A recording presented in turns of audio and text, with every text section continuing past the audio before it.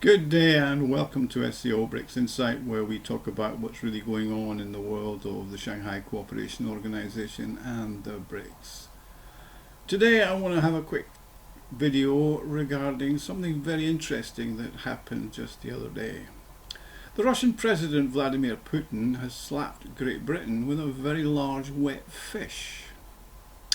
Since 1956, there's been an agreement in place between Great Britain and what was then the Soviet Union that allowed British fishermen to catch fish in Russian territorial waters in the Bering Sea, which is just above and around Norway.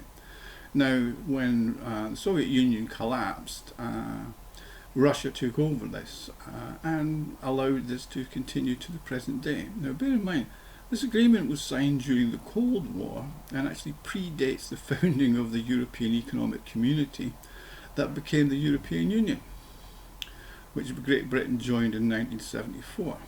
Now, after joining the EU, Britain had to share its fishing zones with the other countries of the EU, which led to the rapid shrinking of its fishing industry. Russia continued the agreement even after Britain joined the EU, and this allowed them to catch huge amounts of fish annually. In 2023 alone, thanks to the agreements, the British caught some 566,000 tonnes of cod and haddock in the Bering Sea. Now, anybody who's visited Great Britain knows all about the national dish of fish and chips. Every town in the country has at least one fish and chip shop serving a variety of fish coated in beer batter and deep fried in vegetable oil. Even the major British pub chain, Wetherspoons, has a Fish Friday where it offers deep fried fish and chips, and it claims to be the biggest fish and chip seller in the country. Now, if you add this ban of Britain fishing in the Bering Sea to the ban by the British on the import of Russian fish to the country, then the Great British Fish Supper could be coming to an end.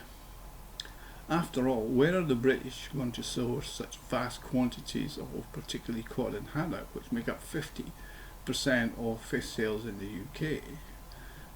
Its own waters are subject to quotas shared with the countries of the EU, and they cannot replace the stocks from Russia with the stocks from the North Atlantic coast of the US and Canada, which are mainly pollock and other species. Plus, fish prices have risen much higher, making humble fish and chip supper almost a luxury meal for the British. And that's not the only problem facing fish and chip shops in the UK. Russia is one of the largest suppliers of sunflower oil, and they're not exporting it to the EU and the UK. Plus, the supplies from the Ukraine have dried up due to the conflict there. So oil for frying has become more expensive, which again adds to the cost. If you add in the higher cost of energy for frying and cooking the fish and chips, then it's not looking good for the sector in the UK. So it appears that British politicians, far from being grateful for the bounty of the sea that Russia gave them for nothing, instead, along with their so-called friends in US, EU and G7, have slapped more than 18,000 sanctions on Russia and Russians. And it will cause the death of the great British meal of fish and chips. So it's another thing that they can now put down to hating Vladimir Putin. Plus, it's not only the Great Britain that's suffering from the boomerang sanctions that the EU and the US have imposed since 2014. They first started them obviously in 2014 over the situation when Crimea decided to rejoin Mother Russia. Many other countries have suffered from Russia's ban on the imports of foodstuffs from the UK, EU, G7 countries, particularly Danish pork producers who had a stable market in Russia and lost that, Spanish tomato growers, Polish apple suppliers, Irish beef producers. Though one of the hardest sectors hit, though, have been the French and Italian cheese producers.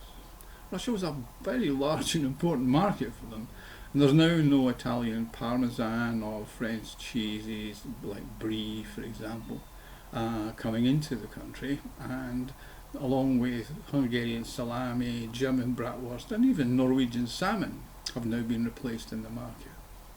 Even the Australians have suffered as Russia banned the imports of their grass-fed beef. So It's estimated that the EU, UK food suppliers have lost around 35 billion euros per year in sales that used to go to Russia.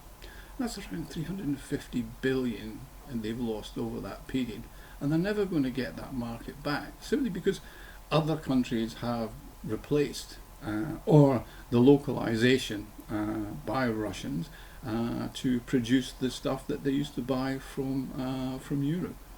Now, in my next video, I want to discuss in very big detail how Russia overcame all of these sanctions imposed on them by the West, and how it's now become self-sufficient in food production and is now a major exporter to the rest of the world, global south, etc., in various things like grain, fertilizers, etc.